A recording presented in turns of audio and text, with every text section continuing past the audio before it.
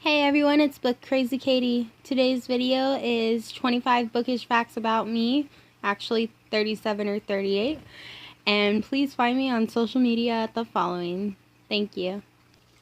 Hey everyone, it's Book Crazy Katie, and today I'm going to be bringing you 25 bookish facts about me. I hope you guys enjoy this, and hopefully I reach 25 bookish facts. This is completely unrehearsed. I know I have some things written down that I wrote down earlier in the year that I'm probably going to get some of my facts from.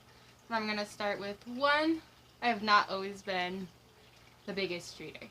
When I was younger, I liked my picture books, and then once we started getting into novellas in school, I started to not like reading so much and had a very, very difficult time reading them. 2, another thing about that happened when I was in school, I was placed in a remedial English class in first and I want to say maybe second grade. It might have only been first, I can't remember for sure. But I was a little bit behind my peers when I was in first grade for sure. 3, I used to dog ear my books all the time, and I kind of wish I still did it, just because one thing I've noticed about using a bookmark is I don't remember how many pages I read, because I don't always remember the page I started off on when I start reading again. And when I dog-eared, I was able to keep track of how many pages I read a lot more easily and be able to see pretty well. 2, I don't know how to count. Maybe that's why I'm a reader. 3, I like both physical and ebooks. They don't really matter. However, I do feel if I read too many ebooks at once, I kind of miss the whole physical book aspect, but I really do enjoy reading off of my Kindle. 4, I buy books all the time, way too often, and I have a lot more unread books than I have read books. 5, I don't reread books that often. I only reread them if I really, really, really, really enjoyed them. 6, I started reading audiobooks starting last year. The last time I listened to an audiobook before last year were kids' stories when I was little, and I used to have some audio tapes that came with certain books that I had. Number 7, I read from different genres. Number 8, I don't think I've actually ever read a real horror novel. Maybe one. I don't know if Dean Koontz counts as horror, but for the most part, never read horror. Number 9, I think I'm on. We'll find out how awful my counting is when we get to the end of this. Number 9, I have tried to read a few different Stephen King books and have never gotten through them, which has always kind of blown my mind because I always enjoyed his movies when I was younger. Number 10, I still don't think that I'll ever read a Stephen King novel all the way through, and that is because big books intimidate me.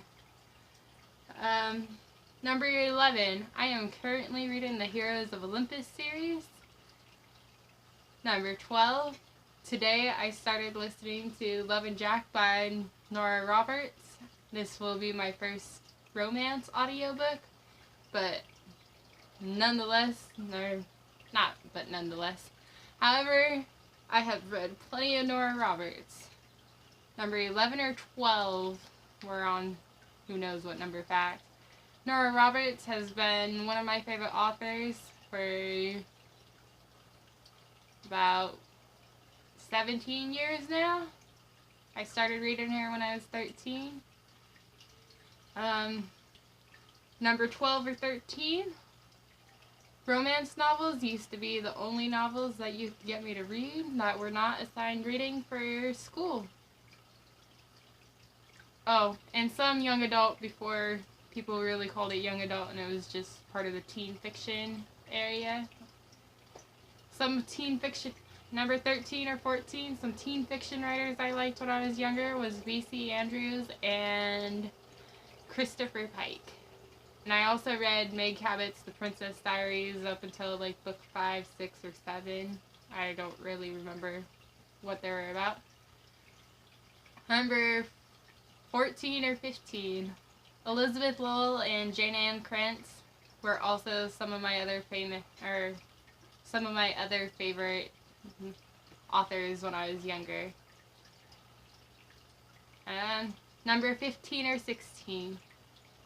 Other than this book that has been recommended for me that I have been reading for months now, Journey to Yesterday, I have not read an actual romance book in probably 5 or 6 years. I don't know what happened. Number 16 or 17. College. College stopped my daily reading habit for many, many years, and unfortunately, my daily reading habit did not immediately come back until many years after I graduated. And then number whatever I'm on, because I really don't know. I think I'm on 15 or 16. Last year marked the beginning, or the end of like 2015 marked the beginning of my reading on a regular basis, and I decided I wanted to keep up with it again. Number 17. I started watching BookTube a little over a year ago, and there's a couple of things that kind of led to me watching BookTube. One, I was seeing Emily May's book reviews on Goodreads all the time, and so I was curious about it, and I saw that she had a YouTube account, but I believe that was after I tried to look up book-specific review to see if there were video-related reviews and not just like blog posts or articles. So I started looking up reviews on YouTube and discovered BookTube. Oh, number 16 or 17. This year I have been participating in the Daily Positive Reading Challenge. I saw last year I was seeing things about reading challenges, and it's things like read a book with a blue cover, read a book set in a foreign country, and all these different little challenges. And so this year I invited a friend of mine to participate with me, and she said she would. I'm not sure how well she's doing on her task. Hopefully she'll let me know. But I have been participating in the Daily Positive Reading Challenge. And then number 16, 17, 18, I'm not sure what number I'm on in the least bit. I suck at keeping count. Journey to Yesterday, even though I always loved romance novels and used to consider it my favorite genre, I am, for the Daily Positive Reading Challenge, if I actually get to finishing this book, if I force myself to do it soon, I really should, I am going to count this as a book that was recommended to me from a genre I don't usually read, since I don't really read it anymore, unfortunately. It just hasn't drawn me in. And this book was recommended to me because it was given to me by a person at work. And then number 17, 18, or 19, whatever we're on, I got interested in reading more classics last year. And then number 18, 19, or 20, I have enjoyed literary fiction for quite a few years now, and really just love the complex storylines and the whole like plot and like thematic and character-based themes that they tend to have, and the focus on life. I really do enjoy that. Number 18, 19, or 20. Lately I have been feeling pretty drawn to children's novels or books in middle grade, which is kind of fascinating considering that when I was younger, those are the books I did not like. At least the required ones. Maybe I just didn't read enough or heard enough about outside things. Number 19 or 20 or 21. I love the Scholastic book month-to-month thing that they hand out to buy. and loved it when I was able to get something from it. It was definitely one of my favorite things I ever got to do. And then number 20, 21, or 22, I started keeping this journal, and it's supposed to be a daily reading journal. However, I've kind of been on the very neglective side of that lately, and I have written 2 posts for the month of September. And I started writing this after I saw this cute little story about a guy that kept a daily reading journal since he was 17 and he was in old age, and it included important events from his life, and had like the day he met his wife, and I think had like children, all that stuff documented in the journal with what he was reading at the time, and I thought that was pretty cool. Number 21, 22, or 23, there are some books from last year, 2 of them by Marcus Zuzak, that although one of them was really good and the other one I didn't really care for, so I wouldn't read it. I don't think I'll ever pick up a Marcus Zuzak book because unfortunately, unfortunate things have happened to people that I knew and loved, so I probably will never touch another Marcus Zuzak book, even though he's an excellent author. And then number 22, 23, or 24, I love Gillian Flynn's novels, and kinda am sad to see that Gone Girl is considered her best work by most people out there. I personally prefer both Dark Places and Sharp Objects more than I like Gone Girl, even though I think all 3 of them are great books. But Dark Places is my favorite, and it was my favorite book of 2016. And then I read Percy Jackson for the first time last year and loved it.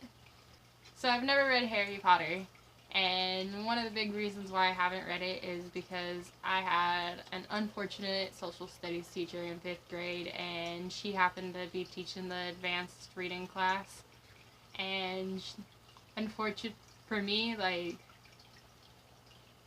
she didn't like me, I didn't like her, it was a combo of both, and then she was teaching the reading class, and they were reading Harry Potter at the time, so unfortunately Harry Potter has held this "I don't like this book" on site because of this past relationship I had with a former teacher.